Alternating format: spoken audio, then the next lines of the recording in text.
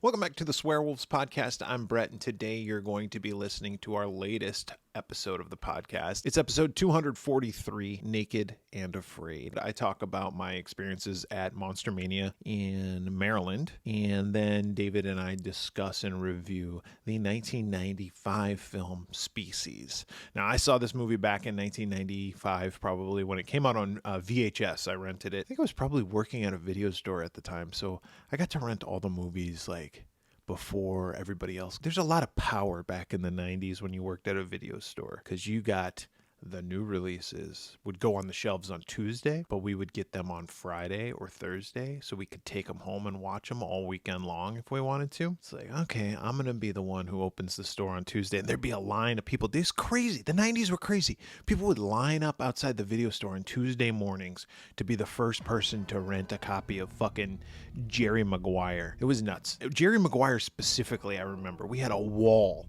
of Jerry Maguires on VHS, just a wall of them, and they weren't in. They weren't in stock. People would come in. Do you got Jerry Maguire? No, they're all checked out. We got a 1,000 of them, and every single person in the town has checked out a copy of Jerry Maguire. It was nuts. And it's like, well, do you have a list? Can you put me on the list? Can you call me when one comes in? We didn't do that. I did it for customers that I liked. I would be like, yeah, I'll give you a call if one comes in, or I'd hold one just kind of underneath the desk and be like, I know that this person, probably a girl, is going to come in later, and they're going to want this movie, and I'll be able to go, oh, yeah, I got a copy. Never equated to getting any kind of dates or anything like that, or anything other than, oh, thanks. Enjoy episode 243 of the Swearwolves Podcast. Welcome back to the Swearwolves. I'm Bret. I'm David.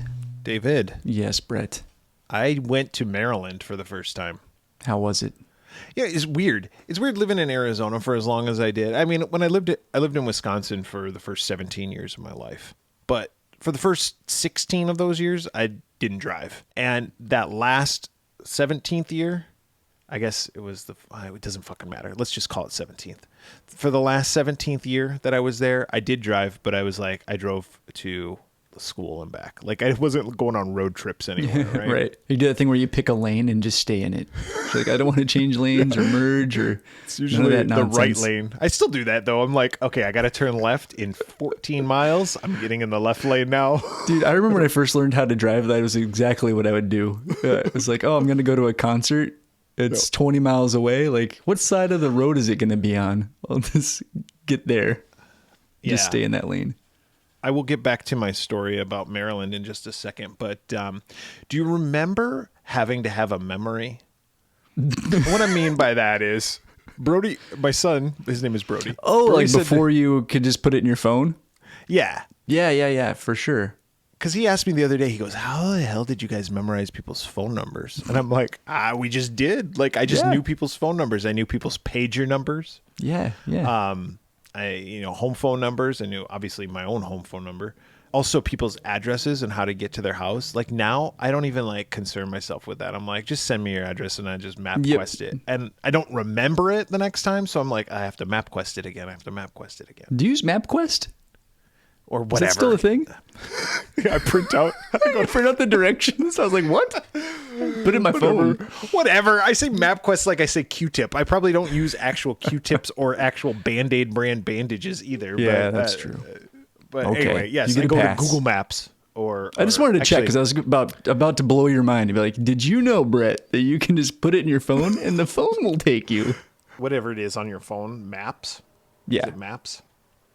That's what I use. Yeah, that's what I used to. The first 2 years that we did the podcast, I still think I had to put in directions to your house. Every week? No, because I wasn't going out there every week. I was going out there once a month. Like every 3 weeks. Every 3 weeks. And so I was just like, man. And then finally it got to the point where I was like, I think I understand now. Like, where do I turn? But anyway, so he was asking me about that. So talking about driving, turning and where you got to turn and everything like that. Now it's just like the map tells me in 3.2 miles, you will take a left turn. All right, cool. I like when it's like in 600 feet. It's like, I don't know what that means. That could be. Yeah, exactly. What's a foot? I mean, I know I miss turns all the time because of that. I'm like, just say, take your next right, asshole. I'll respond to that. It's very direct. You know, they can have you do different accents. So, like, my wife has hers talking to her like in an Australian accent. Mine's just the standard one. But it would be nice if they had like different like attitudes. Like, hey, you fuck. Yeah, you fucking asshole. You gotta turn right. You gotta flip a bitch now. You missed your turn, dick. And then it's like, oh fuck, I gotta re-navigating. Oh, yeah, just sounds of exasperation. Yeah. Dude, one of my friends, I may have mentioned this before, picked me up one time. We were in, I think, Idaho, and he had a rental car that had like an actual like navigation unit. This was like 10 like a plus Garmin years ago. Or a TomTom? Something like that. But it talked like a pirate, and it still like port and starboard and shit. And it was like with a pirate accent. I would be so lost if it was like port. I'd be like, what? Fucking hard to port. You're like, oh shit. What does it mean? Yeah, got a 50-50 chance. Yeah, it's pretty funny. Living in Arizona, then, to get out of Phoenix and into a populous place, it takes like probably 4.5 hours. We did that trip up to Las Vegas one day. Yeah. But that was a long day. Like driving up to Las Vegas. Yeah, it's about 4 hours, 4.5 each way. 4.5 each way. So that's 9 hours plus the couple hours that we were there. That was a long fucking day. Yeah. Driving out to LA is 6 hours. So it's not something you usually take day trips. Living out here, it's like other states are like 2 hours away. So it's still a novelty to me that I can drive to New Jersey in an hour and a half, 2 hours. I can drive to Maryland in 2 hours. I can be in Baltimore like in 2.5 hours. I can be in New York State, like upstate, in like probably like 2 hours. I'm jealous. Be in Buffalo in like 4. So it's kind of nice to be able to like, oh yeah, I can drive all over the place. So I have to drive through like 4 hours of desert to get anywhere. And that's the other thing too, is like there's stuff. Yeah, You get this shit to look at. Yeah, it's not. So it's dirt and cactus. Yeah, it's not dirt and cactus. It's not really the greatest stuff to look at, but it's still stuff, you know? But anyway, so we went down to Maryland because Monster-Mania was going on down there, and we decided, I decided that I wanted to go, and then I was like, I'm going to bring the whole family. Everybody expressed interest in going. So my daughter and son and my wife came with me and met Joseph Whip.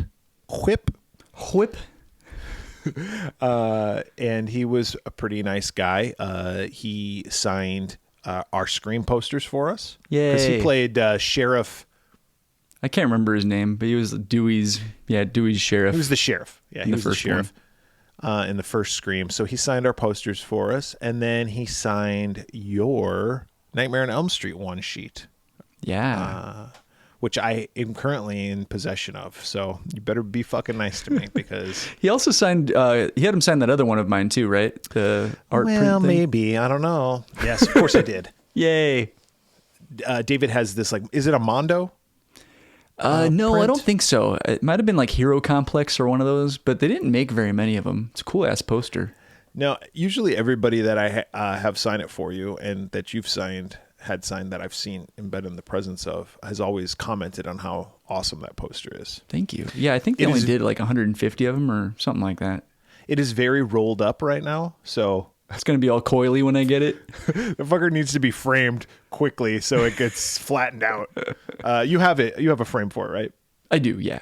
They got him, then went over to Marley Shelton, because I only needed to get 2 people while I was there. Joseph Whip, and that was for me, and then Marley Shelton, which I didn't have her sign anything for me. I thought about it, and then I was like, you know what? I'm not going to get Rose McGowan. I'm not going to get Marley Shelton. It's just fine. Whatever. It doesn't matter. I don't fucking care. That was for my Planet Terror. Oh, yes. Poster that I have Robert Rodriguez's signature on. So I'm like, whatever. Whatever. Anyway, went over to her table. And surprisingly, like both of those tables, not surprisingly for Joseph Whip, but surprisingly for her line was non-existent. That's awesome. Yeah, I would have expected her to have a fairly long line. She was right next to Kane Hodder, though. And Kane Hodder, nice guy, talks to people. So it takes a little bit of time. But also a lot of people like Kane Hodder. Right. Despite the fact that he's at every goddamn show. I don't know how he does it. He's probably got it all planned out. Yeah, we see Kane a lot. Yeah.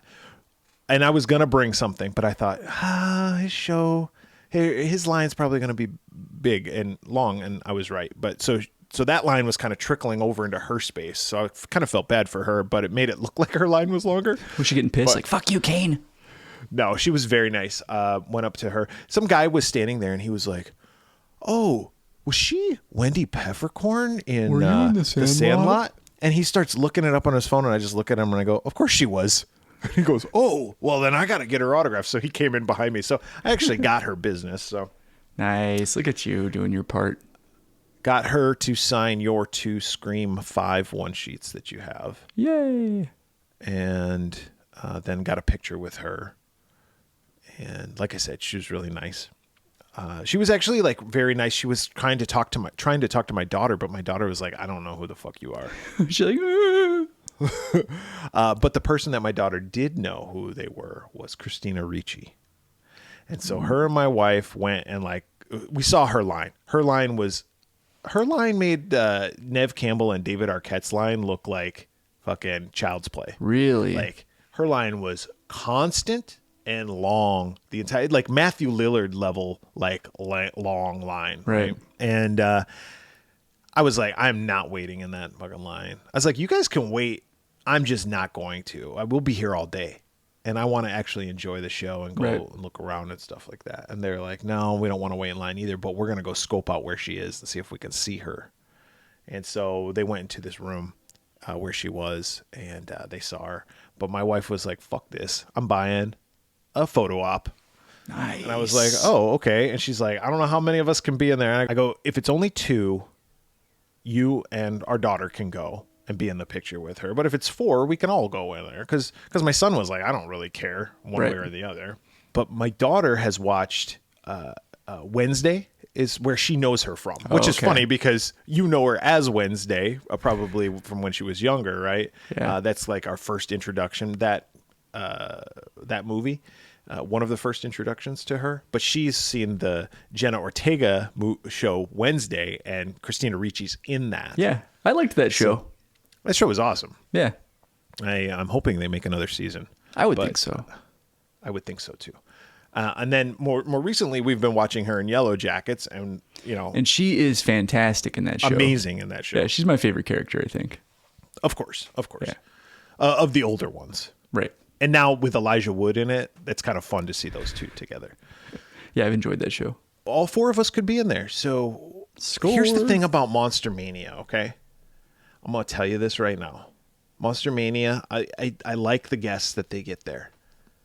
But that'll probably be the last Monster-Mania convention I go to. I say this now, they'll probably score some guests that I'm like, "Oh, fuck, I need to go." Didn't you say their last one was pretty disorganized? It's not that it's Oh, you said the disorganized. venue sucked. The venues suck. And this venue sucked too? This venue sucks too. And they have guests that people want to meet. David Arquette was there. Christina Ricci was there. William Shatner was there. Their lines were long as fuck. You know, William Shatner ain't getting any younger. And he's Captain Kirk. So you got the fucking the Star Wars nerds. You got the horror nerd, or Star Wars nerds. Look at me. The Star Trek nerds. Like, "Oh, Mr. Shatner, will you sign this Empire Strikes Back one?" Sign my Chewbacca mask? It's like, get the fuck out of here. You got the Star Trek nerds, you got the horror nerds. It's a clusterfuck of aroma and and sweat, and it was rainy that day, and it was muggy, and it was just awful. But anyway, and where they have the autographs is like right where the vendors are too. So it's like constant like traffic jams. And then the photo op people who run a tight ship. We've done photo ops with them when we saw John Carpenter. It's like very regimented. Pop, pop, pop, pop, pop, right? Yep. Well, they're trying to do their thing. Where they have the people cattling for that is right where you have to go to get to autographs one way and vendors the other way. So you got all the people waiting. All converging in one spot. And then you got people going left and people going right. And it was a fucking shit show, David. So I go, "I got to get the fuck out of here." I go, "I don't even care." I said to my wife and my daughter, and my son was with me. We were like, "You guys wait. We'll go outside. And you guys go get your picture taken because fuck this." So I went upstairs. It was downstairs. I went upstairs. No sooner do I go upstairs than my wife and my daughter come following us. And my wife's like, we're not going to be able to hear when they call our name off of this. And I go, "Well, you know what? We'll be the last ones then because I don't give a fuck." When the line starts moving, that's when we can go. So she goes, hold on. And so she goes and asks somebody who works for Monster-Mania, and she goes, what that, can you hear from up here when they call? And she's like, probably not. She said, but you could go around this other way. That'll get you downstairs. So we go around this other way. It's not the way that anybody is supposed to go. Yeah. But it led us right down there to the back entrance where all the celebrities were coming down for the photo cool. ops. And we went down there, and we were not like at the front of the line, but we didn't have to wait in that big cattle call of everybody. That's cool. So we just hung out there, got in there. It was pretty quick. Like I said, they're pretty regimented with those photo ops, and we just went in there. That's the one good thing about photo ops is like they keep it moving. Like, yeah, you want to chit chat, you go to the table for that. Yeah. This is like, hey, how you doing? I'm good. Awesome. Nice to see you. Bye-bye. Yeah. And Christina Ricci was very pleasant with everybody, ourselves included. And she says, oh, it's so nice to meet you. Thank you so much for coming out. Her voice was really rough because I'm assuming she'd been talking all weekend. And really short. My 10-year-old daughter is taller than her by probably I saw 2 that. inches. That was crazy. She was very petite. Now, my daughter is also, your 10 daughter's years tall. old and Yeah. 5'2". So yeah, but still, I was surprised when I saw the photo. I was like, oh wow, she's really small. yeah, she's probably 5 foot.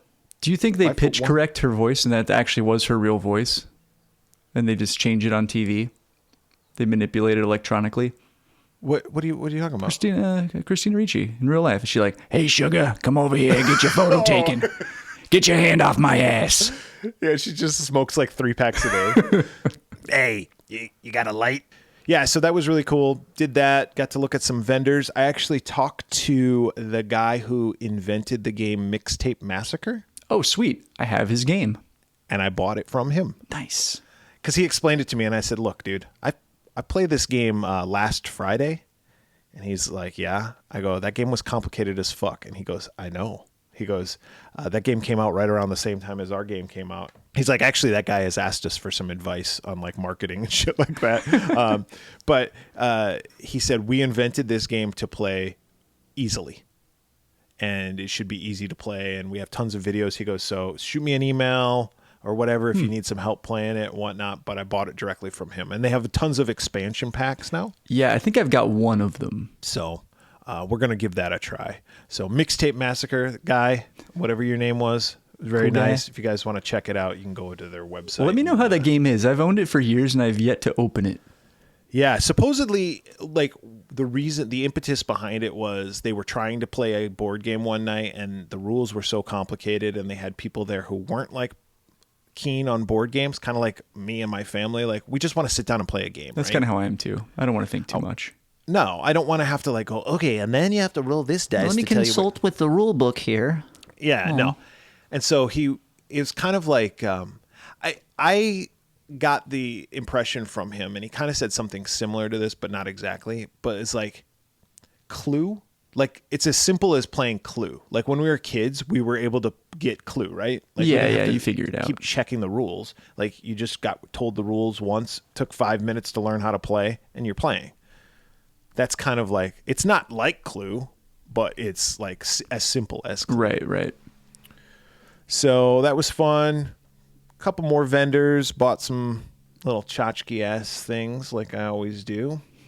And came home. Was home by 5:30 in the evening. It's a good full day. It's a good full day in another state. Now I'm going to be going to another state, David. I'm going to be going to Jersey again. Busy little bee.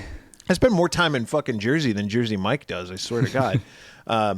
But I'm going to see him possibly at Chiller Theater, where I'm going to meet a couple of people for you. Thanks. Again, I'm like your little bitch boy. A couple people from Monster Squad are going to be there. Jason Hervey, who was the bully in Monster Squad, and then the sister. The quote unquote the virgin, right? Yeah, she was the sister of one of the. Oh, girls. yes, yeah. One of the guys. I was right? thinking. I thought you were talking about the little girl. Not the little girl, the older sister. Yeah, right. She's going to be there. And then also the two like stuck-up snobs from Scream are going to be there. And I was talking about this with my wife, and I started laughing so hard because my wife goes, Billy, she's talking about, there's that scene. Oh, and yeah, the the girls scene are in in the the bathroom. and the one girl goes, well, maybe Sydney did it. And she goes, no, she's got Billy. Or she's got her own bubble butt boyfriend, Billy. Yeah, that's right. She's got her own bubble butt boyfriend, Billy. And I just started cracking up because my wife said that just out of the blue.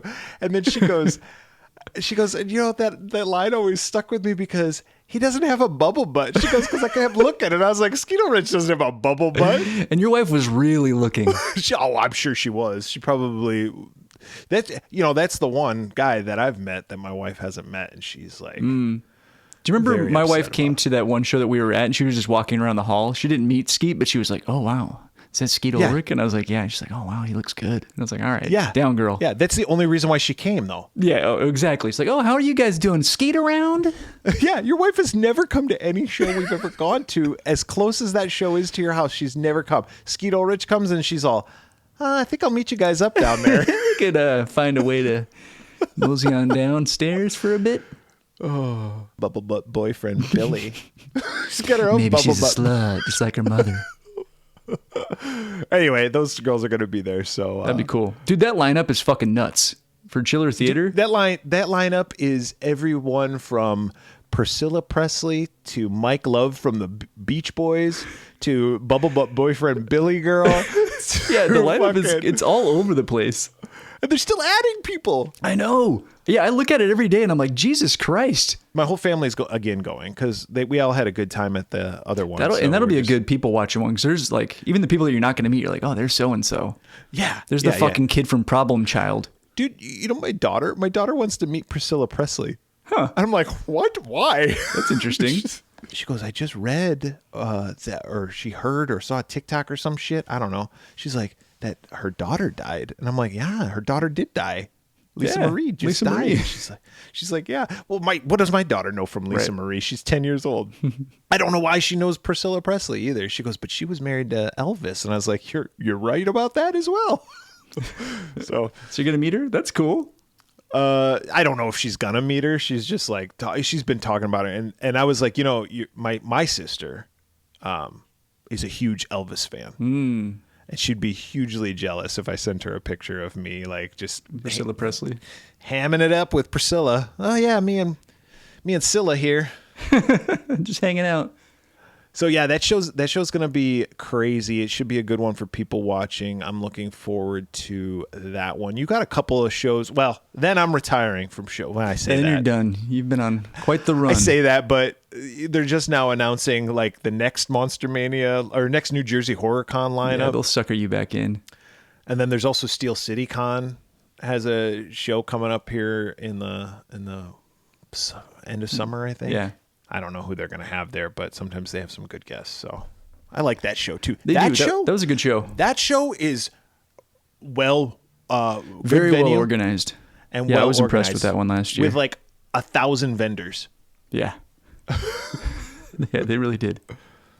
So, but anyway, you got a couple of shows coming up. Which ones are you going to? The first one up is Texas Frightmare in Dallas. Yeah. I think it's in Irving. It's in the Dallas Fort Worth area. That's the one you're just going there and coming back, right? I'm going up on like a Friday afternoon or Friday morning or something like that, and I'm coming back Saturday night. So I'm just staying one night. Oh, okay. Yeah. That'll be a good one. Doing that one, and then like the week after that, a week or two after that, I've got Monster-Palooza in Pasadena, California, and then I've got... which will be another good one, probably. Yeah, and then I think right when I get back is when I go to London for like a week. I've got like 3 or 4 weekends in a row of travel. It's going to be nuts. And then... Oh, look at me. I'm David. Oh, jet setter. Oh. I live out of a suitcase. First class every flight, by the way. Yeah, right. Then I got Mad Monster Party, Arizona. I think that's in July in Phoenix. July 7th through the 9th. Yep. And then October... or actually late September, early October is the Halloween 45 show where they're going to have a bunch of people from the Halloween movies. That's also in Pasadena, I believe. Tickets haven't gone on sale yet, but I'll probably go to that one too. That one is one that I might do it. Come out to Arizona, and then you and I can ride out there together. Yeah. Unless you want to fly out there. No, if I go to that one, well, depending on the list, I will probably want to drive because I'll probably want to get my pinball glass signed.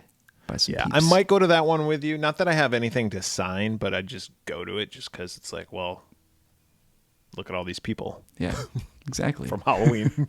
I'm sure there's going to be a shit ton of them. So a lot of shows coming up. I'm sure people are bored as fuck listening to us talk about this stuff, though. When are they going to talk about a movie? Talk about a movie. You fucks. Well, you're going to be disappointed because we're talking about Species today. No, I'm just kidding. Species came out in 1995. I had seen this movie. You've seen this movie. I have not. Well, I have now. Oh, you have This now. was the first time. This was the first Wait a watch. second. Wait. Time out, Turbo. We went to Son of Monster-Palooza was the first show you and I went to, and Natasha Henstridge was there, and you met her and had her sign something. What'd you have her sign? I had her sign a 8x10 from Ghosts of Mars. Oh, which I had that's seen. right. Yeah, and you still had She her was sign. super nice. Really nice. You know, I walked away from you at that point. I was like, "Oh, I'm going to go look down here while you wait for her." And I just walked away, and I didn't get a chance to meet her. So that's good to hear. She was that very cool. Nice. Well, anyway, I thought it was a Species something, but it was Ghosts of Mars. That movie fucking sucks. I got a weird soft spot for it. I think I even told her that. You have a soft spot in your head for that. But Species came out in 1995. I haven't seen this movie since it came out on VHS. I really wanted to see it when it came out. Of course I did. Yeah, we'll talk about that. But that's interesting that this is the first time you've watched it. And I'll be interested to hear your thoughts. Yeah. For once, I'll be interested to hear your thoughts. First time for everything. Species came out July 7th, 1995. I was but just barely 18 years old, David. And I had just graduated from 8th grade. Aw, I'm just about to go to high school. And I was just about going to college. What was the number one movie in the theater that weekend of July 7th? That's a blockbuster weekend. July 7th? I know. I feel really good about my pick. I think I got this one. I'm a little less confident on the song. Okay. The song, I took a little bit of a gamble. Okay. But movie, I remember the summer of 1995 very well.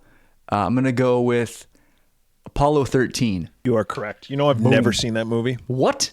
I've never seen Apollo 13. I was like, I remember when it came out, I was like, meh. You should check it out sometime. Someday, maybe when I'm old. It's good.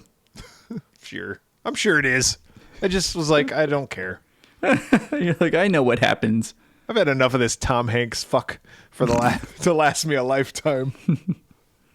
That's correct. That was the number one movie in the theater. What was the number one song? I'll give you a hint Okay. if you would like one. Sure. It might change your guess. It might change. It's from a movie, What I picked is from a movie. and it's a movie that I did see in the theater instead of Apollo 13. Okay. All right. Maybe this is it. Because I was thinking, so the movie that the song that I picked actually came out in 1994 from an album that came out in 94, but didn't really pick up steam until the song was featured in Batman Forever. So I'm going Seal, Kiss from a Rose. That is 100% wrong. Damn it. It is not Kiss from a Rose. However, I did see Batman Forever. You're fucking wrong. It's Have You Ever Really Loved a Woman by Bryan yes. Adams from Don Tell Juan me, have you DeMarco. ever really ever loved a woman? So I saw Don Juan DeMarco with Marlon Brando and Johnny Fucking Depp. Johnny Depp. Yeah. Yeah. I in never the saw that theater, movie. But I never saw Apollo 13. Dude, when I worked at fucking PetSmart in high school, Yeah. we heard the same fucking songs like on our Muzak or whatever, like every day. Yeah. And that song, that Don Juan DeMarco song, was a staple. Dude, that song suffers from A, being bad, and C, I'm going to skip over B. Yeah, dude, when I hear that song now, even like to this day, it triggers thoughts of dog shit in multiple ways. But it also suffers from having a really long title. Have you ever really loved a woman? And something that's not easy to say. Have you ever really loved a woman? Like, that doesn't sound like... Yeah. It doesn't really roll off the tongue. tongue. Anyway, Species, written by Dennis Feldman. Okay, Dennis Feldman. He's written a couple of movies that we've seen. Not horror movies. Just One of the Guys. Oh, the 80s movie? With the football helmets over the boobies? Yeah, never Yeah, seen yeah. that movie, but I've seen I've the seen that VHS box. cover.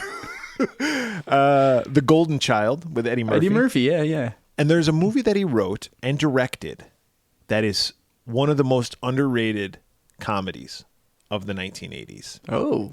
It's a movie when I worked at the video store, I put up as one of Brett's picks. It's called Real Men. Never heard of it. Probably not. Not a lot of people have. Very underrated, okay? Stars James Belushi Okay. and John Ritter. All right. Yeah, never heard of it. This movie I really liked it when I saw it as a kid. And years later, I was like, this movie was good. So I watched it again and I'm like, yeah, I was right. This movie is good. It's about this guy. I'll give you a brief synopsis of Real Men. Yeah. These aliens are going to give us like the way to like cure pollution or some shit. I don't know what it is. They're going to give us something. And in return, they want a glass of water. That's all they require is a glass of water, and they want it to be delivered by the one human that they trust, and that's this FBI agent or something. And is it John Ritter? John Ritter, but he gets shot and killed. Oh fuck!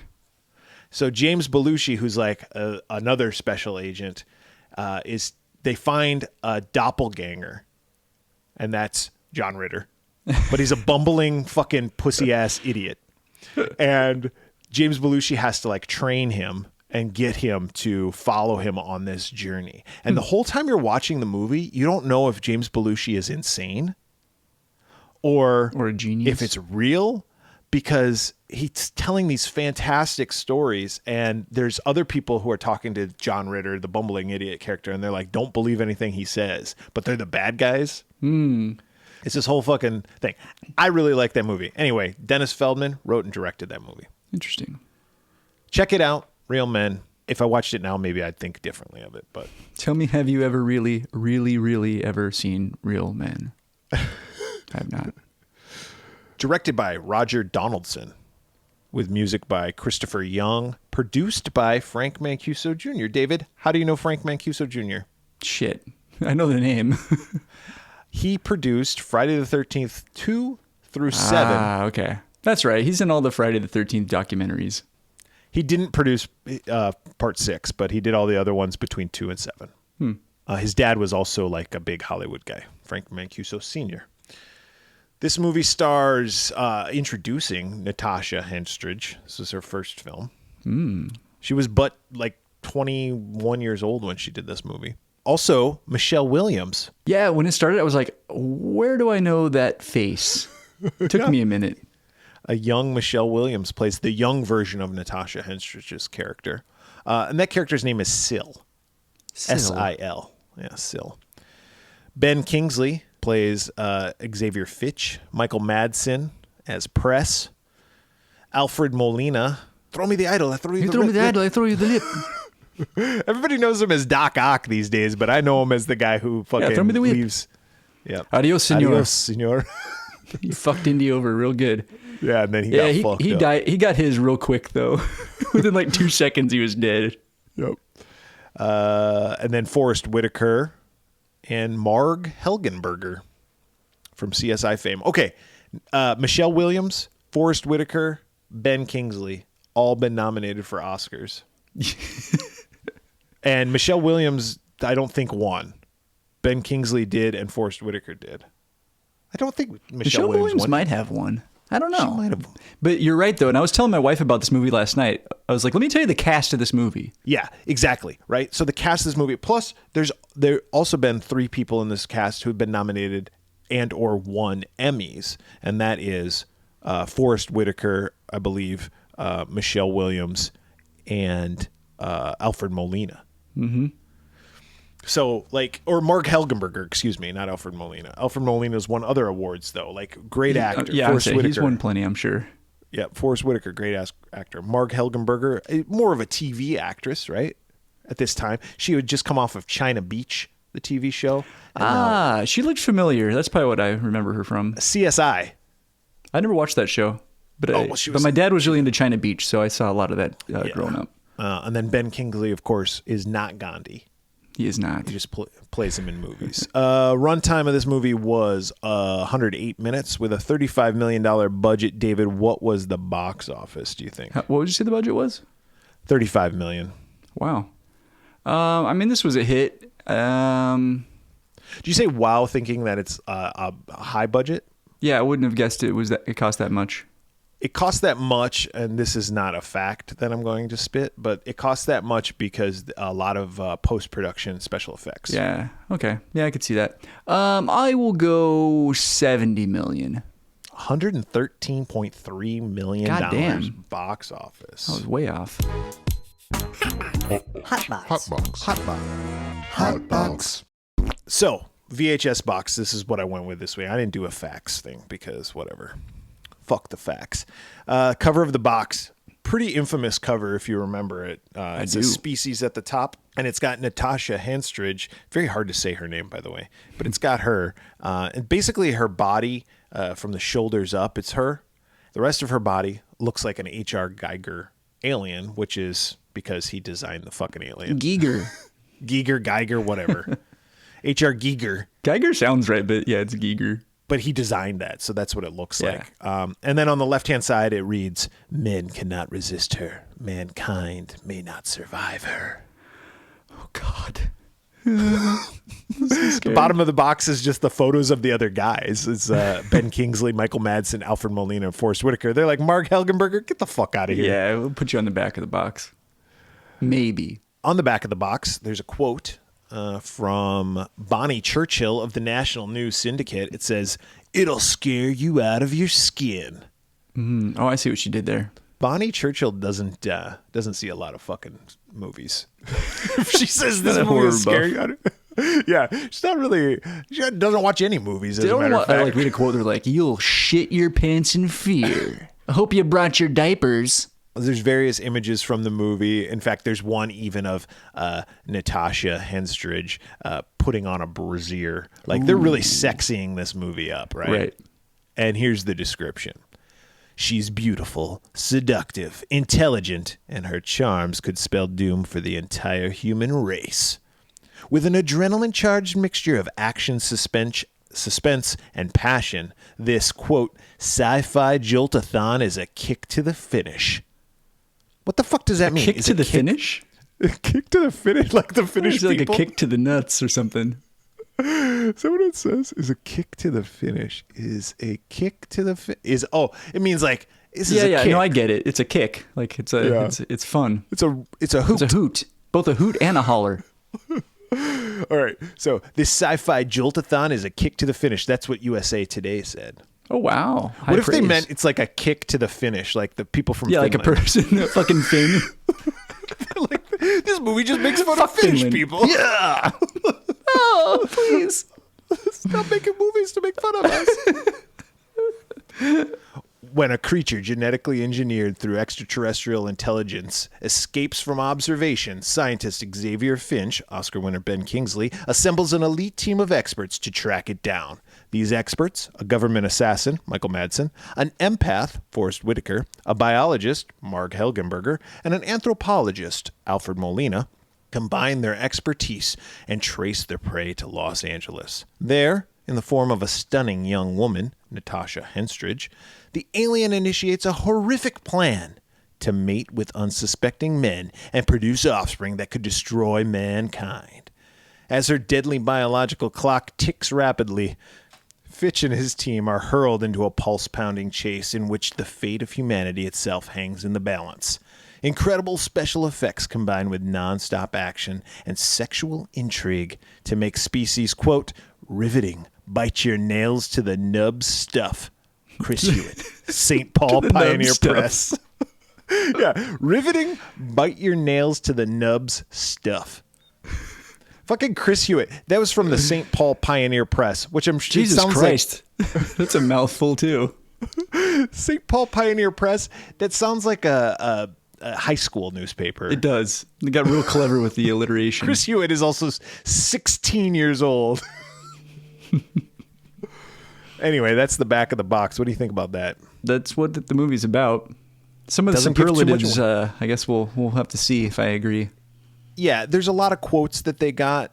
This Bonnie Churchill from the National News Syndicate, who knows what the fuck that is, saying it'll scare you out of your skin. The sci-fi joltathon that makes fun of Finnish people from USA Today. I don't know about that quote. And then this, 16-year-old Chris Hewitt From Miss Maple's Fifth Hour. Yeah, he goes, you see Natasha Henstridge's breasts. Exactly. That's what Chris Hewitt liked it. He's like, yeah, there's also a lot of boobs. Yeah. So before we get started with the plot, let's just get that out of the way, okay?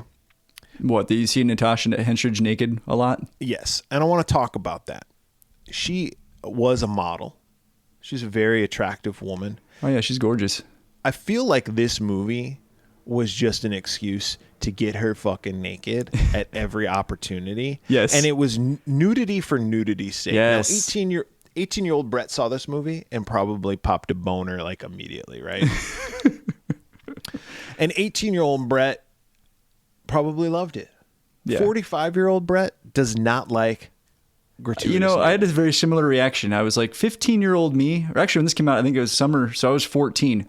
You bet your ass I wanted to see this movie, and that's probably exactly why. And for years, I remember seeing it at the VO Beer, like, oh, one of these days I'm going to paint this movie. And we didn't have Cinemax when I was a kid, which so it was probably on like every night. And then by the time I was old enough to actually see it, I had actually seen real breasts, you know, in real life. So I was like, I think I'm good now. But yeah, now I mean, me as a middle-aged man, like, gratuitous nudity, meh. Yeah, I'm not down with it. I don't need to see it in my movies. It's not necessary in this movie. There's a whole fucking, not to spoil anything, but there's a whole sex scene with Alfred Molina that I'm like, Alfred Molina must have been like owed a favor by the director or something. like he must have like, oh, you helped me get this gig. I'm going to put a sex scene with you in this movie. He's like, because perfect. Because she like is riding him. She's like naked. He probably had to do some major like tucking into his waistband or something. And then I was reading, sometimes I do that, David. You read occasionally? Reading about Natasha Henstridge and went down a rabbit hole about how she basically outed Brett Ratner as being a fucking piece of dog shit that he is. Not like I didn't know Brett Ratner was a piece of shit, because first of all, his name's Brett. Second of all, seeing the movies that I saw that he made, I was like, this guy who directed this thinks very highly of himself when I would watch him in interviews. And the movies he directed, pieces of shit. I don't care what anybody says. Rush Hour, okay, yeah, it's funny, but that's because of Chris Tucker, not because Brett it's Ratner's not a good some movie. Fucking, no, the movie sucks. Off my soapbox there for a second. Well, let me go back onto it. So she outed this guy. And so she was part of this whole Me Too movement. And Harvey Weinstein, I think, sexually harassed her. I'm sure she was in Hollywood in the 90s. Harvey Weinstein had something to do with that. And so I feel bad for her having to go through all of that stuff. And this was her introducing Natasha Henstridge movie too. So it was probably like at the time, like, hey, if this is how I got to break, like, this is how I got to get in. Yep. Of course. Yeah. And there's nothing wrong. Like, listen, I'm all for women showing their boobs if they want to show their boobs. Yeah, exactly. But like, does it need to be done? No. And do I feel like they took advantage of a young 20-something, early 20, maybe even just 20-year-old woman? Yes, I do feel they took advantage of her. And Yeah, I feel really because bad to your for point, I agree 100%. It's gratuitous. It's not just like a little flash, like once or twice. She's it's naked like, the entire movie. Yeah, we see her boobs constantly. Yeah. And she's running around doing somersaults and flips and shit like that. All right. So what's the plot of this movie, David? You read the box. They kind of read the box, but it's a little bit different than that. So we get something at the beginning. We see a big radio telescope, big ass radio telescope. And it says, that's another thing I wanted to talk about. Back in the mid 90s, we were fascinated with aliens. Dude, there were a lot of movies kind of like this in the 90s. This movie is a bit of a time capsule. There's movies like this. There was, I wrote down some thoughts on this. I said, There's like Contact. Yeah, there was a lot of focus on aliens. We got the X-Files on TV. Yeah. Independence Day. Independence Day, Men in Black, Contact, TV specials about aliens like Alien Autopsy. Yeah. It was always on. So we were just like very intrigued. Like if you had to encapsulate what entertainment was like in the mid 90s, it was like, oh, anything about aliens coming to Earth? Yep. Yeah, it was real big. And the whole Roswell thing was like fresh in everybody's mind. It happened in the 40s, but everybody was like, "Oh fuck, Roswell! Oh, what happened?" But anyway, there's like a insert card that says, "For the past 30 years, the world's most powerful radio telescopes have been scanning the heavens, searching for signals from alien civilizations. The project is called SETI, Search for Extraterrestrial Intelligence." Well, they found it. Government lab, Utah, Michelle Williams. Who's there? So we got young Michelle Williams. She's like 15 or 16 when Something they did like this that. movie. She's in like a fucking like Magneto X-Men type little glass bubble cage thing. Yeah, they try to pass her off as being 12, but I'm like, okay, maybe she does kind of look young, but I know that she was born in like 1980. So I'm like, she's like 15. Yeah. So anyway, yeah, she's in like some Magneto's thing, and Ben Kingsley looks on, and he's from high above, right? Like he's like watching a surgery happen, like in Seinfeld, that Seinfeld episode With the Junior Mint. Drop the Junior Mint. That episode was just on. Oh, I love that episode. It's delicious. So anyway, he's watching, and they're gonna gas her. They're gonna kill her. Yeah, with cyanide. She looks up and she's like, what's going on? She doesn't say that, but she's like thinking that. And he looks down at her and he's like, "I'm sorry." And then she says back to him, "I'm sorry." And then they gas her. And before she dies, she fucking busts out of this glass. She punches right container. through that glass and does a fucking triple axle out of that son of a bitch. She does like a somersault or some shit. Yeah, she does the fucking triple Lindy. And she, Yeah. tuck and roll. And then she hightails it out of there and runs. Yeah, and Kingsley and his crew like give chase. Oh my God. Oh God, stop her! She's a mad woman. She's a little girl. They talk like Donald Dr. Pleasance. Loomis. Michael! Actually, Kingsley is putting on an American accent in this. Oh yeah, that's true. He doesn't have the British accent. Yeah. He's got a little tinge of Brit in there, but for the most part, he's trying to be an American. And she hops aboard a train that just so happens to be passing through. Yep. Cargo train. She hops aboard with a hobo. Oh yeah, that hobo, he's not long for this world. But good, because he's a fucking pervert. Yeah, he tries to rape her. Yeah. So she breaks him in half. Yeah, throws him against the wall, and he like folds in half like a fucking chair. Yeah, it was pretty cool. It's like, oh Pretty shit, awesome. she's tough. Yeah. The passenger train eventually stops, and then she sneaks onto another train, or the cargo train stops, and then she sneaks onto a passenger train. Basically just walks right on. She steals somebody's bag and just pretends like she belongs there. Yeah, and inside this dude's bag, he has like this Sony Watchman. Like it has a portable TV. Yeah, when I saw it, I was like, what the hell is that? I don't even know. Like, yes, I'm sure those things existed, but not as good as what they portrayed. Yeah, it was pretty cool. A Exist. little portable TV. They did exist, but like it was like reception, like AM radio reception on those fucking things. Like you barely get it. But anyway, so she starts watching TV, and that's how she's learning. Really, is she's watching TV. She goes to a hotel later and she watches TV and she learns about sex, and then Dyeing her hair, and shit like that. dyeing her hair and stuff. And then she's watching people, and she's very smart because everything she sees, she like absorbs. Like she just has to watch someone drive a car, and she like pays She can attention figure to out it, how to and do she it. Yeah, she's slowly learning how to blend in. Yeah, she's like Michael Myers. Yeah. She steals a bunch of food too, and she's fucking hungry. She's eating a lot of food. A lot of pudding. And I like this too because she's an alien. Spoiler. But like when she's eating a banana, she just bites right into it because she's never had a banana before. She doesn't know to peel it. I thought that was kind of funny. And she eats pudding like Ron DeSantis, just like with her fingers. Just with her fingers. Shoveling it spoon. into her. Did you hear that? Did you hear that story about him? No. That's how he prefers to eat his pudding? No, it's not how he prefers to, but he had some pudding and he really wanted to eat it, but he didn't have a spoon, so he's just like, fuck it. So he started using his fingers. So now I guess this pack that is like a Trump supporting pack, not a DeSantis supporting pack, put out this commercial, and it's just this guy like just fishing fucking pudding into his mouth, and it's all over the place and all over his fingers. Oh. And they're like, Ron DeSantis, get your pudding fingers off of our bills or whatever. It's fucking amazing. Because, spoiler alert, I hate Ron DeSantis. Start putting America first. Oh! They need to hire you. This Trump pack needs to hire you, David. They don't want me. I'll sabotage that shit. All right. But I hate DeSantis. Oh yeah. So They're knowing awful. that his fat ass with his baggy No, suits. that shit makes it. No, that's wonderful. Anyway, so she's shoveling pudding into her face like DeSantis, and she starts like contorting and shit. And Yeah, her and she's like, face "Oh no!" She looks into the mirror, and her face is just like, blah, Like blah, blah. bubbling.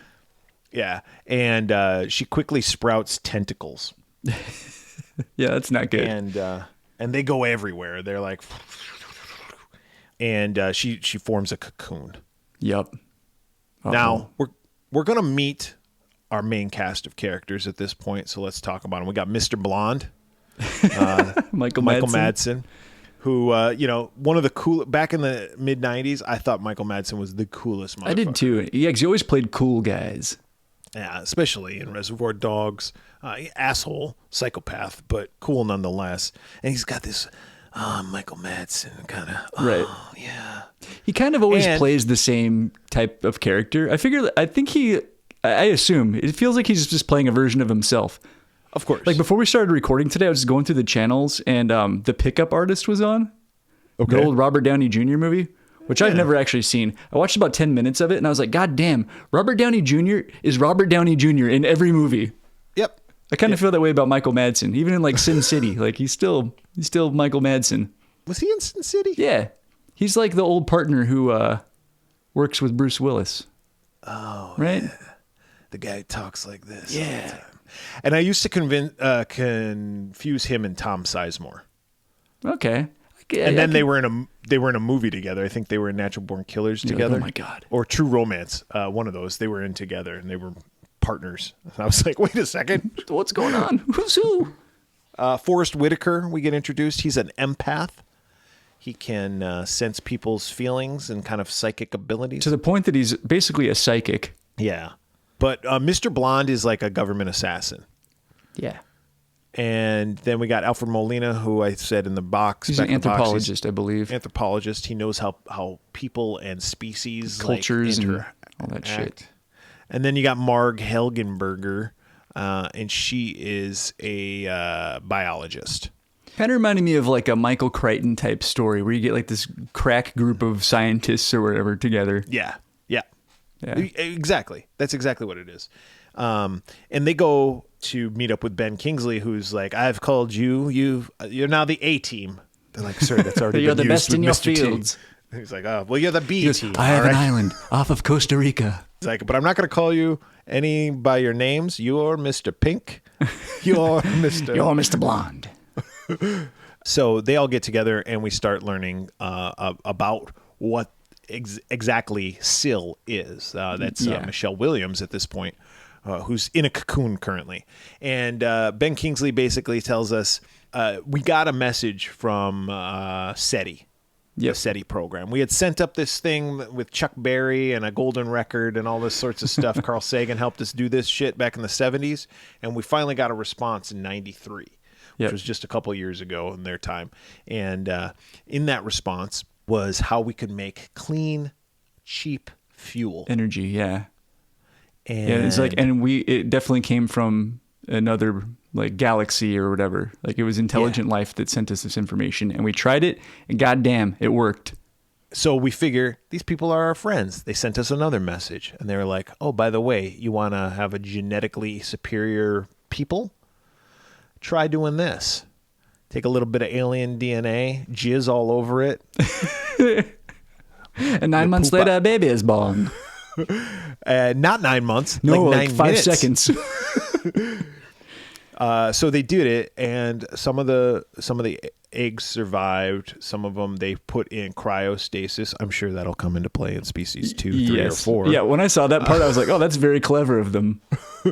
And one of them they let grow, and it took her about 4 months to become 12 years old. Yeah, and they show the progression. Like, hey, here's what she looked like after like 4 hours. Here's what she looked like after like 4 days or whatever. And like, oh my God, she's growing so fast. He's got a PowerPoint presentation he put together. Next slide. This new Mac computer has. It's got fancy PowerPoint. wipes and different transitions. It's like Like the blinds. Yeah. It's like, dude, you don't have to do that, all right? It's got sound effects like fucking laser beams after each slap. Yeah. Pew! But it's just Ben Kingsley going, pew. Pew! I made that one myself. He goes, go to the next one. Aruga. I don't know why they still include those transitions because, like, you have to be a pretty douchey person to use those wipe transitions. Yeah, especially like in a professional environment. Let's go to the next slide, dude. It all pixelates out, pixelates back in. Yeah, I really care about the aesthetics. So he says that she, she's an alien and there's no telling what she can do. Yeah, she's super smart. powerful and she's a danger because she's growing at a rapid rate. And if she breeds, that's going to be a problem. Yes. And she's in a cocoon right now on this train. And the conductor of the train's coming around. Ticket, please, tickets. She had already gotten her ticket, but she opens the door, this conductor, and she's like, oh my God, what the fuck is going on? What the fuck's all this shit all over the walls? Yeah, who's cleaning this up? Guess what? My ass. I'm pissed. A hand reaches out of the cocoon and kills her. And then we get another scene, but it comes back, and this is when we first see Natasha Henstridge. And yeah, she's like born right out of the cocoon. Just like... she's just covered in fucking petroleum poops jelly. Her out. Yeah, she's covered in placenta. And she's naked, so this is the first time we see her naked. You know how they filmed that? They filmed it upside down, actually. That makes sense. So yeah, she kind of drops out like ass first, right? Yeah. So they kind of like pulled her out. Okay. I don't know, because they filmed it upside right, and then they reversed. I don't know. It was yeah, that makes sense. They would have pulled her up, I guess. Yeah, instead of, I don't know why they did that, but probably because they didn't want her to get hurt by falling. Yeah, because she was naked. Plopping on the ground. You're breaking her tailbone. They probably just had to give a job to a PA that had some dirt on the director. He's like, yeah, you can pull her out. All right. Yeah, you can touch her naked body. You can be on set. Thank you, sir. oh, Miss Henstridge. This is my first job. Natasha. Can I call you Nat? Natty. Okay, all these people are there. This is where I wrote nudity for nudity's sake. 18-year-old Bret would have liked it. 45-year-old Bret's annoyed. Not so much. So she makes it to L.A. Along the way, she steals some clothes. She steals a car. And she like buys a dress. Like I kind of liked that first scene because she doesn't really know how she's supposed to dress it. She buys almost like a wedding dress kind of thing. And she's walking around like downtown LA, like the shady area of downtown LA, and people are just kind of looking at her like, what the fuck? But then she starts seeing women that are pregnant. Yeah, I think the woman that she buys the dress from is pregnant. She's like, oh, this gives me an idea. Some more babies, and she's like, she's got this biological clock. She's part human anyway, right? She's like got that natural instinct to want to have a baby that people They should have snuck Ace of Base in there. All that she wants is another baby. She'll kill your baby. All that she wants. She's like a Black Widow, baby. Yeah. They should put that song in there. But she's like, I want to go meet a guy. So she goes and checks into the seedy motel, and the guy behind the counter tells her that she can meet a guy at this club. Yeah, it's like walking distance from the motel. She's like, okay. So she goes there looking for dudes. It's happening. It's a happening joint. She sees this guy, and this guy's like, hey, what's your name? You want to come home with me? And this other girl like cock blocks her. Yep. Like, hey, I thought you were going to take me home or something. He's like, oh, yeah, sure. It's like, well, I just got to go take a shit. A dump. Got to take a diarrhea dump. I'll be right back. I got one that's been brewing in the chamber for a while. So Natasha Henstridge follows her to the shitter, and the girl's like, win some, lose some, all's fair in love and war. And Natasha Henstridge is like, oh yeah, cool. And the lady goes, and while she's shitting, Syl kills her. Yep. Like right through the stall, like the wall of it. Yep. You dead. You died taking the shit. She's like Elvis. Yep. Like the king. This is my throne. So she goes back out, and she doesn't even go home with that dude. She goes up to some other dude, and she uses the line that the chick that she just killed used on that dude. She's like, I got a party to go to. Will you take me there? And he's like, where's the party? And she's like, I don't know. And she just starts kissing him, and he's like, fuck it. All right, I'll take you home. This is working out splendidly. Come with me.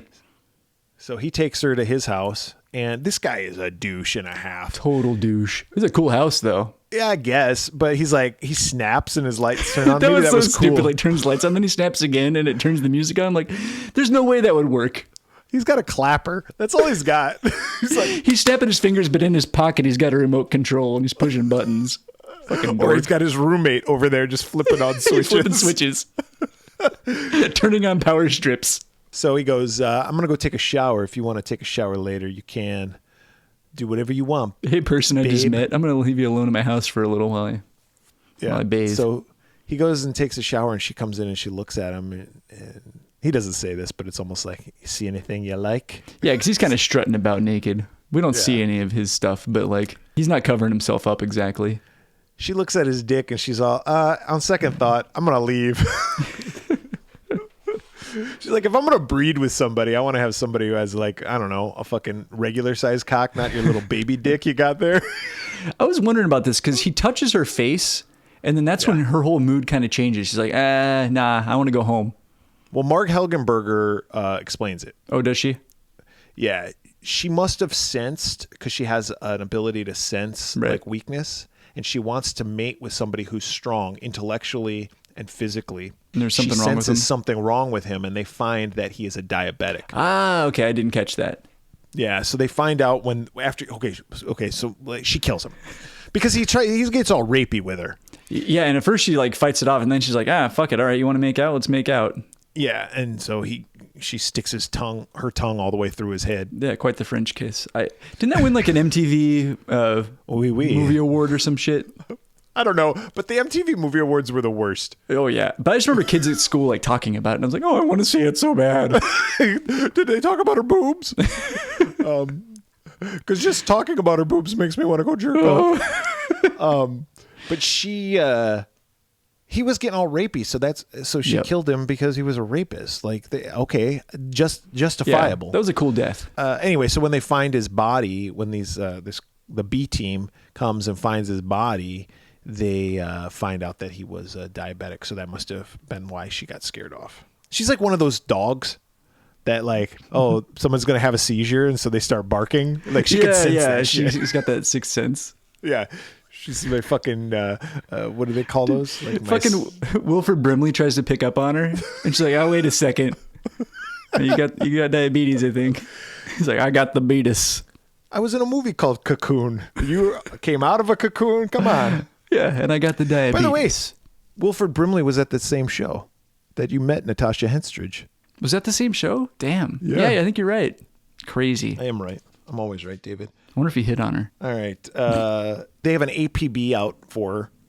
They're like, put out an APB for that car. Yeah, she's always one step ahead.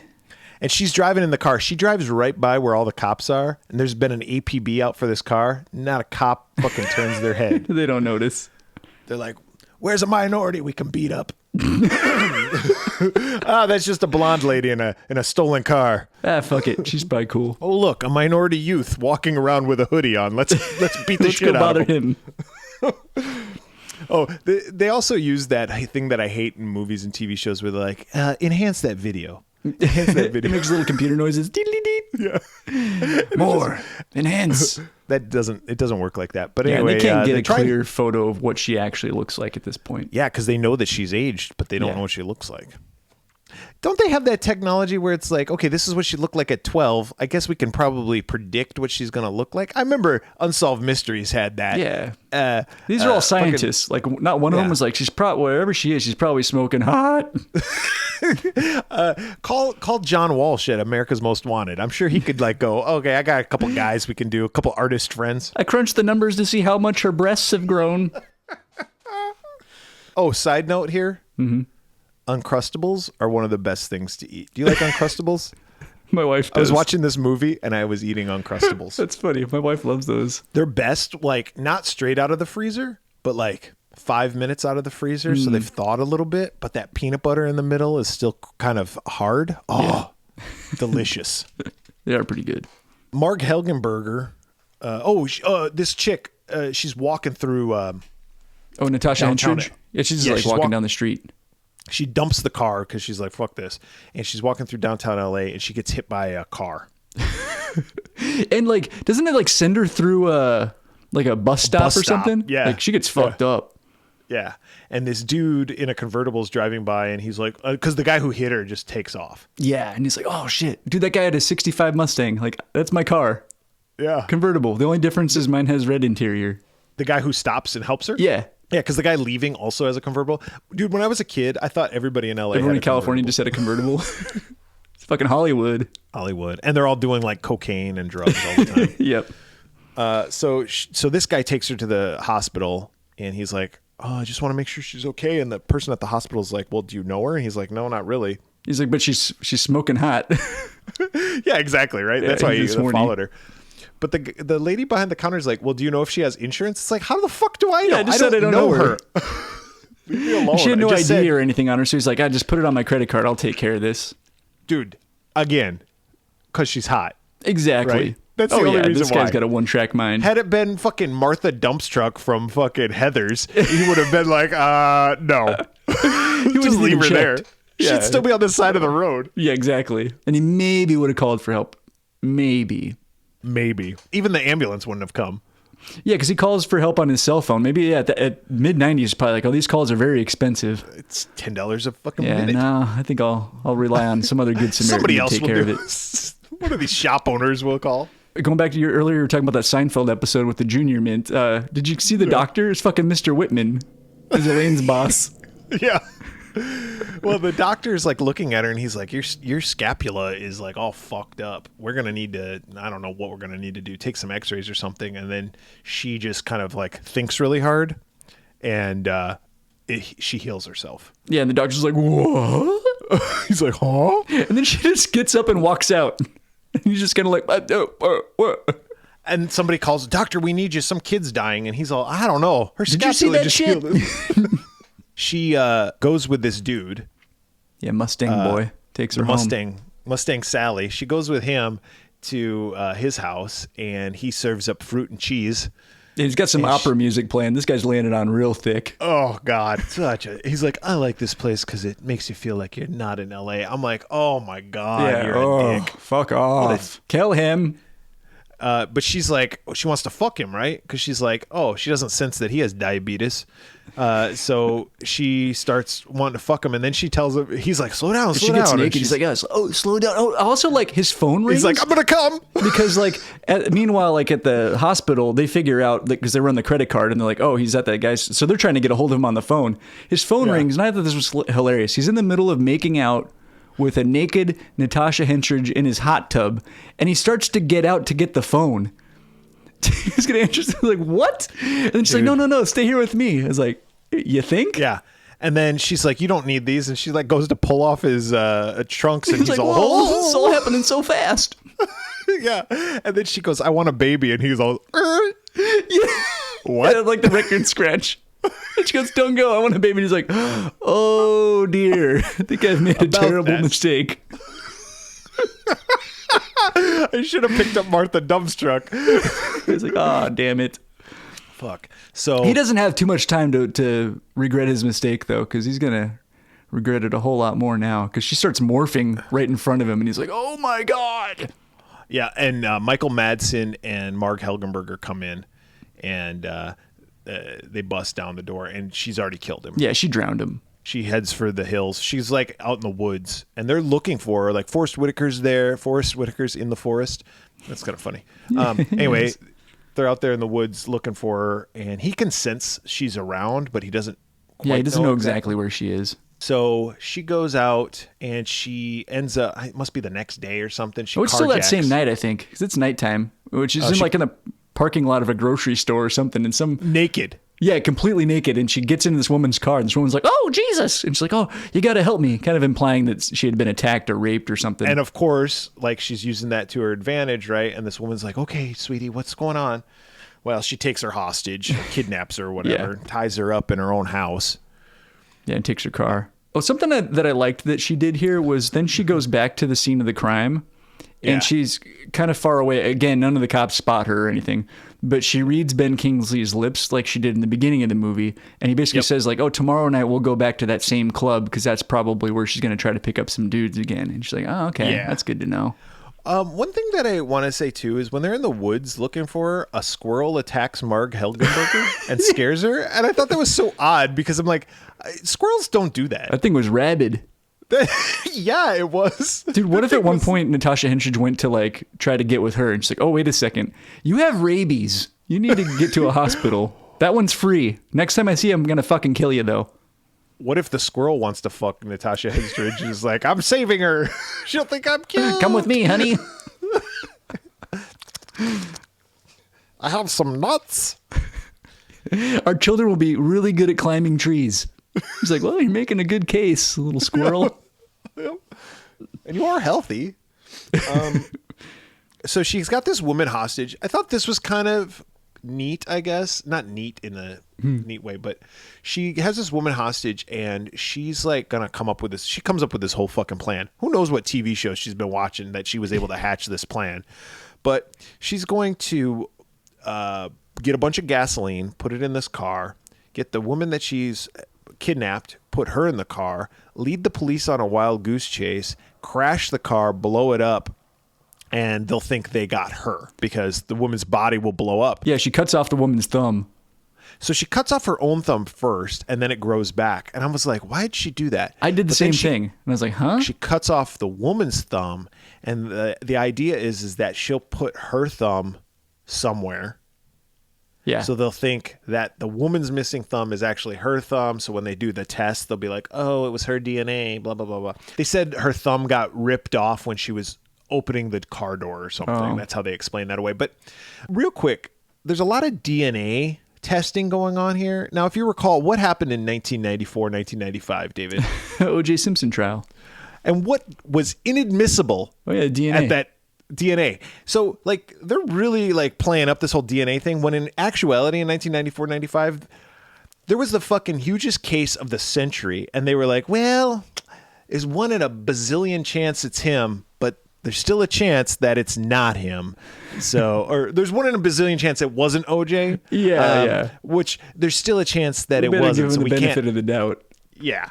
So it's like back then DNA wasn't looked on like it is now. Like now it's like, what's DNA say? Well, that's gospel. Yep, there's your guy. Guilty. Okay, so everyone thinks that she's dead. Again, like Yeah. David said. Yeah, because had she read- uses that information, like earlier when I was saying how she read his lips, she goes to the club. She goes to the back of it, and Forrest Whitaker's outside and spots her. And he's like, hey, everybody, she's out here. And then that's when she gets the car, takes off, crashes it, but yeah, bails out right before. Oh, and Ben Kingsley has immediate access to helicopters anytime. Yep. They're always just on the ready. He's like, get the helicopters up there because we got the car chase, the spotlight from the helicopters on her. So she crashes into the like a power transformer, car blows up, and then the helicopters light that shit up and shoot like missiles at it. Yep.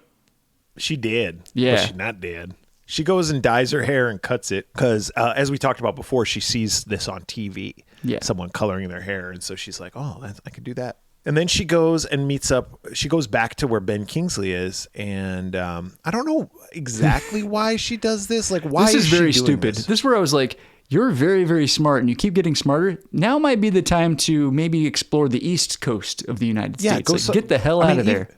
Even Northern California at this Anywhere point, but right? here. But she goes back to Ben Kingsley and his B team, and she ends up fucking Alfred Molina because she wants to get pregnant still, and she must have noticed something in Alfred Molina that most women don't, and maybe because he's really smart, superior intellect or something. And I don't even think she was intending to get with him because she walks in, like Michael Madsen, she's kind of attracted to him. Yeah, she wants to fuck him. Yeah, but he ends up banging the other chick. Marg Helgenberger. So that's another thing too, is like, why did they have that whole sex scene? Like, I know, okay, so she can't get with Michael Madsen, but it's like, I don't know. Like, It was weird. And then she just threw a sneaks sex next scene in door there. to like listen through the walls. And I thought this was weird too, that she presumably kills the maid or the housekeeper to get the key. You're like the strongest woman on earth. Like, what the hell do you need a key Just for? bust Just break the door. Also, no housekeeper comes around that late at night. They all come around in the morning. That's a and the morning afternoon. activity. But she goes and she's listening through the walls, and Alfred Molina walks in, and he's like, "What are you doing in my room?" And she's like, "I stole a key and walked in here." And he's like, "Oh, Why? Okay, and then he goes, and then she's like, I want to fuck you or whatever, right? Yeah, and, you say like I saw you at the bar or something like that. And then he goes, and she takes off her clothes and she comes onto him and he says this is an exact quote. This kind of thing doesn't usually happen to me. The truer statement is this kind of shit never happens. Not to anyone. Usually. Yeah, to anyone. Not this kind of stuff usually doesn't happen to me. That implies that sometimes it perhaps could happen. Yeah. No, Alfred Molina, it happens to nobody. The closest it's ever gotten to happen to me, David, I was in Las Vegas and I was up all night gambling like you do when I was younger. And I was playing blackjack and I had been at this table for a while. And then I was like, I'm going to play some poker. And I won like a few $100s at poker, right? So I had this rack of chips and I went to the cashier and cashed them in. And after I got my cash, I was walking away and this lady was standing there and she goes, hey, how are you? And I was like, oh, pretty good. And I thought it was one of the girls that was like worked there or playing blackjack with me earlier because there was people that would come and go and I would talk to, and I was like, pretty good. And she was like, well, do you need any company? And I looked at her and then I looked at the cash in my hand and I looked at her again and I was like, oh, you're a prostitute. No, I'm thank good. you. And I just walked away. I was like, oh no. That was the closest that funny. kind of thing has ever happened. Oh, yeah, I don't think I've ever been propositioned, so good for you. Some of us got it. Some of us wish they had it. But she bangs him, and like you were saying earlier, just a very gratuitous scene of her just riding Alfred Molina. But I do like that after he finishes, he goes, I enjoyed that immensely. That's a good reaction. Yeah. And then she's like, I can feel it. And he's like, what? And she's like, the baby or whatever. And he's all, well, you're silly. No. And he's like, that's not how it works, honey. And she goes, give me your hand. And he can feel the baby kicking already. And he's all, it's you. And he puts it together and goes, oh, fuck. And then she kills him. Yep. And Forrest Whitaker comes up and he's like, I think something's going on. Gets Michael Madsen. They bust in there and they see her. And she's an alien looking motherfucker. As they're like busting in the door, she busts through the fucking wall, like right next to him, just jumps Kool-Aid Man style right out of the wall. And then, runs away into the sewer. They're like, oh yeah. They're like, oh shit. They end up chasing her down the sewers and into like the fucking, what is that, where all the oil is? And what is that? They call the tar pits, like the La Brea tar pits. Yeah. They chase her into all this shit, and Ben Kingsley and Michael Madsen, Forrest Whitaker, and Mark Helgenberger are the only ones left, and they're chasing after her. They got these fucking guns. They're all like, we got guns, we got flamethrowers. Those are like fucking video game weapons. I was like, where the hell did they get those? Those are awesome. And they all know how to use them. Yeah, they're all pros. Yep. So they go down in there, and she's down there. She's like in the water of the sewage. Yeah, and they're trying to track her, and they see little fart bubbles coming up. I'm like, oh, she's flatulent. Like, she's down there underneath the water, like trying to plug her butthole, but she can't stop. Forrest Whitaker and Ben Kingsley go one way. Madsen and Helgenberger go the other way. And then she comes out of the water and kills Ben Kingsley. Yeah, it kills him real good. And Michael Madsen and her and Mark Helgenberger come and join up, and they start chasing her after. Okay, so she runs off to give birth. She's an alien now. She looks like fucking xenomorph. She does. Yep. She runs off to give birth, and she gives birth by having the baby like burst through her chest, kind of like an alien. The baby comes out, and it's all, hello, my baby. Hello, my darling. Hello, my ragtime girl. And it's a little boy. And earlier they had said, like, if she has a boy, we're really fucked because he could just go around banging everything and just have a million babies. Yeah. There's no telling how many babies. The baby's like, this pee-pee may be small, but give me like a week and this thing's going to be huge. Little baby. Little pee-pee. The baby's born. Okay. I don't think this would pass today. Like, I don't think you could have a child like with their little baby wang in a movie. Because look at what happened. Like that little dick from the Nirvana cover is still trying to sue. He lost though. I know he lost, but he's still trying to sue. Yeah. But it would be perceived as, although it's not, it would be perceived as like being Yeah, they probably wouldn't do it today, and that's probably a good decision not to. It is probably a good decision. So not only was Natasha Henstridge nude, but they were also doing nude little boys. Like this movie, like, gives me the willies. Just seeing it, I was like, really? Yeah. Can't we cut that scene out? Just shoot him from the chest up. Like, I don't know. I don't think that's necessary. Yeah, but or maybe anyway. just have one of them react and go, "Oh my God, it's a boy." Yeah, exactly. Believe right? me, it's a boy. Or show him as an alien with an alien dick. I'd yeah, be okay big with that. one. A fucking massive alien dong. If my kid's gonna be in this, you're gonna give him fucking Mark Wahlberg's dick in Boogie Nights. Fucking Boogie Nights. It's gonna fucking Dirk Diggler. I like when the baby comes out, like the little baby's just kind of walking around, and there's a rat that like walks by, and the kid looks at it and he's reaching, like he's trying to grab this rat to presumably eat it, but it's just out of his reach. And then the kid's just like, fuck it, and uses a frog tongue and just goes eats that shit. Eats that shit. The baby turns into an alien too, right? I think so. Yeah, I think so, because this is right when Forrest Whitaker walks up on. He's like, "Oh fuck!" and he gets his flamethrower, torches that baby. Torches the baby. Now mom's pissed off, right? Yep. She's healed from her birthing wounds. Her chest vagina has closed back up, and she comes out. She's all pissed off, and she gets thrown into the tar pit. Michael Madsen like tries to. He gets like the. He's about to kill her or something like that, right? Or no, he's walking by and she grabs him. Yeah, and first of all, she falls into the oil and burns up, and they think she's dead. So they're trying to get Forrest Whitaker up, right? And they're pulling him up, and then she pops up one last. No. Before this though, she's got Michael Madsen. Like she sprouts like titty tassel tentacles. Oh yeah, she has fucking tentacles out of her nips. Yeah, and she wraps it around his neck, and she's like hanging Michael Madsen, but he grabs a knife and he cuts the tentacle off and frees himself. That long nippy. Yeah. And then he shoots her, I think, into the pit. Yep, and she's like burning. So they're getting Forrest Whitaker, and then like one last hurrah, she like grabs Forrest Whitaker's she ankle, pops out. and Michael Madsen grabs the gun like a shotgun, and he tells Forrest Whitaker to duck, and he puts the fuck under her head, and he goes, "Let go, you motherfucker!" Kablam! And it's like so cheesy. It's so super like cheesy. That last line. Let go, like, you motherfucker. Yeah, what is the line in Aliens? Like, get your hands off her, you bitch, Get or away some from shit me, like bitch, that. or something like that. Get away from her, you bitch. Like, it's that kind of like cheese ball. He blows her head off. Blows her head off. She did. Yep. They all walk out, and Mark Helgenberger's like, "Oh, I'm so glad to be back in the sewer. I never thought I'd say that." That's a great joke, everybody, right? And even Michael Madsen has a line. He's like, to Forrest Whitaker, he's like, "I thought you had your last Long Island iced tea." And Mark Helgenberger's like, "I thought we all had our last Long Island iced tea." They walk out, shows a rat again, right? And the rat's just kind of looking at another rat or something, and then the rat's tongue like shoots out because she fucked a rat, dude. She fucked that squirrel and had a baby rat. Well, because they had established earlier in the movie that she had like regenerative properties, so like part of that tentacle was still there. So I think when the rat ate it, it like absorbed it. I like to think she fucked a rat. She fucked that rat though, definitely.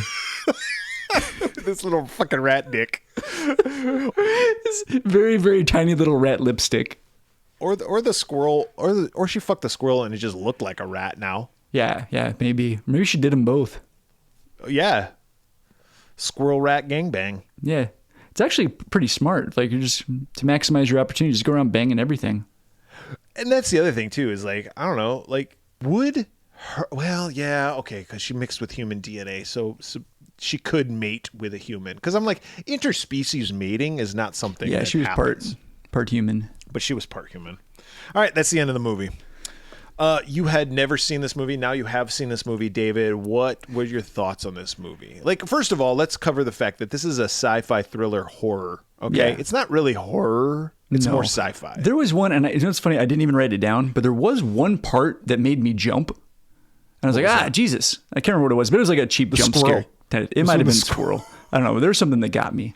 But yeah, I wanted to see this movie really bad as a teenager. I knew going in, I was like, this movie's going to be fucking terrible. I'm like 99% sure of it. I'll start with things that I liked. The cast was good.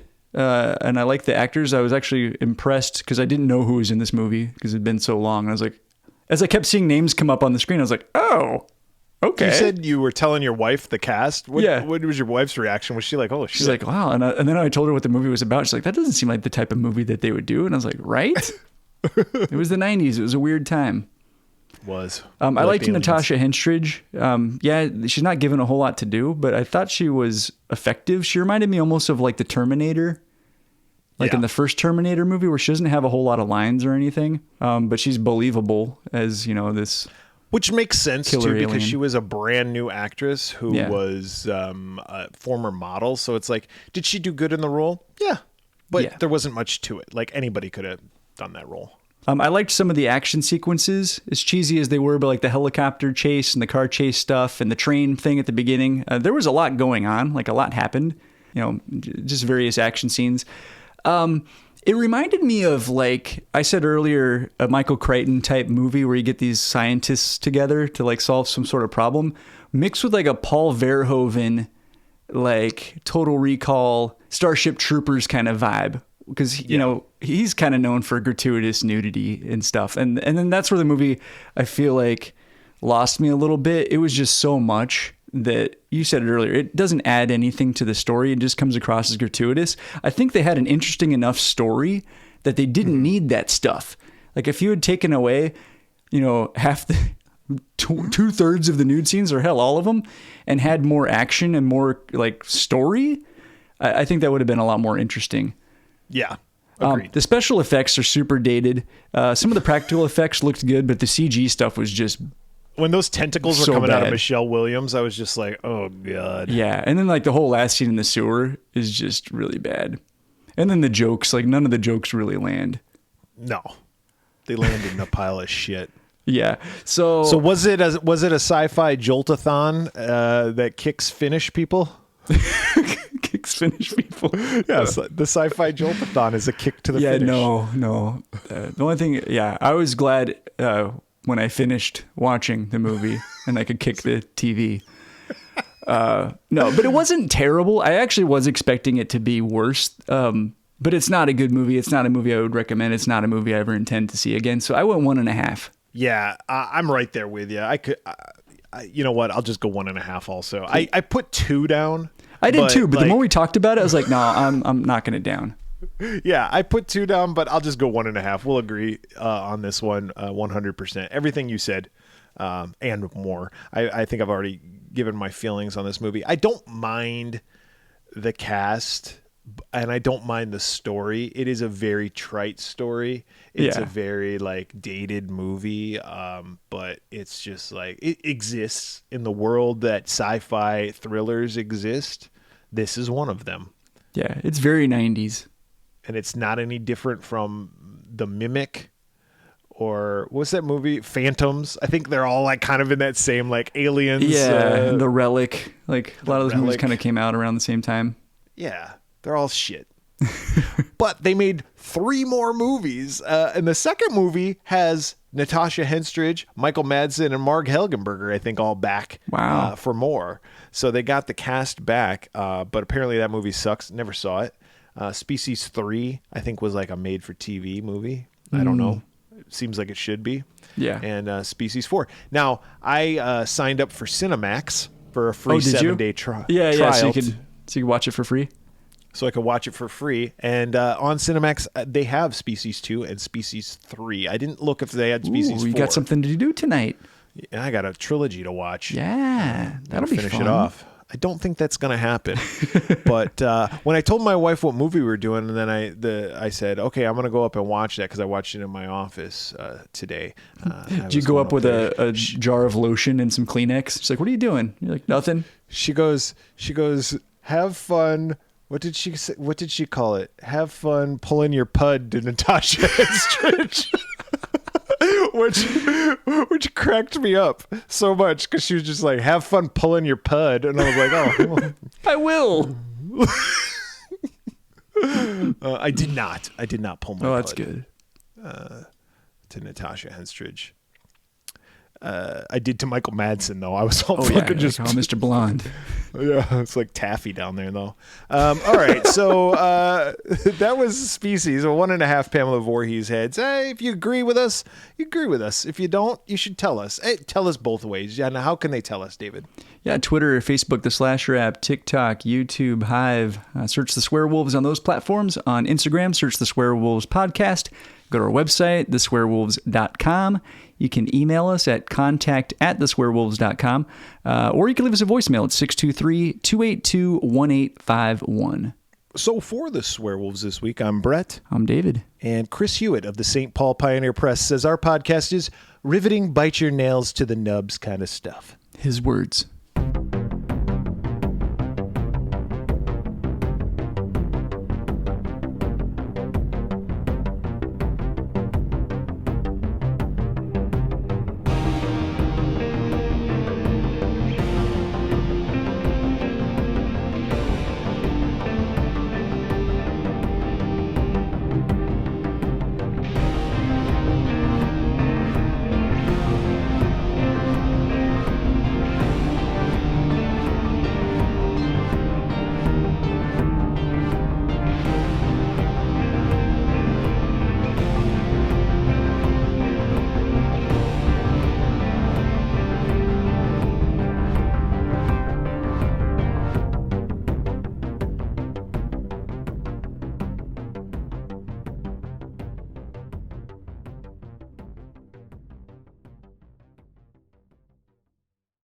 Ready for this shit?